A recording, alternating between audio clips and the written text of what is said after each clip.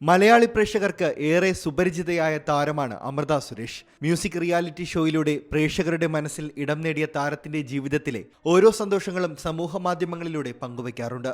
ഇപ്പോൾ തന്റെ മകൾ അനാമിക എന്ന പാപ്പുവിന്റെ ജീവിതത്തിലെ വലിയൊരു നേട്ടമാണ് അമൃത പ്രേക്ഷകരുമായി പങ്കുവയ്ക്കുന്നത്. അമൃത സുരേഷിന്റെ മകൾ അവന്തിക ഇനി ഗായിക കൂടിയാണ്. അമ്മ എന്ന നിലയിൽ ഒരേ സമയം തന്റെ കണ്ണു നിറയുന്ന അഭിമാനപൂർവ്വമായ നിമിഷമാണ് ഇത് എന്നാണ് അമൃത കുറിച്ച വാക്കുകൾ. സംഗീത ലോകത്ത് ഒരു ഗായികയായി മകൾ ആദ്യ ചുവടുകൾ തീർക്കുന്നു. ഗാനം ഇന്ന് പുറത്തിറങ്ങുമെന്നും അമൃത കുറിച്ചു. ഹല്ലേലൂയ എന്നാണ് അവന്തികയുടെ ആദ്യ സിംഗിൾ ആൽബത്തിന്റെ പേര്.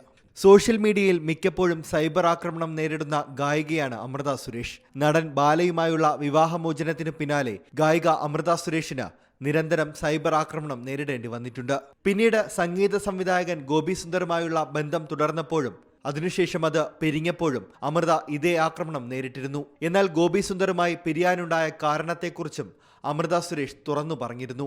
ഗോപി സുന്ദറിനും തനിക്കുമിടയിൽ സംഗീതമെന്ന ഒരു കോമൺ ലാംഗ്വേജ് ഉണ്ടായിരുന്നു.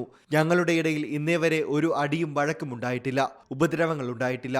അദ്ദേഹം ഒരു പീസ്ഫുൾ മനുഷ്യനാണ്.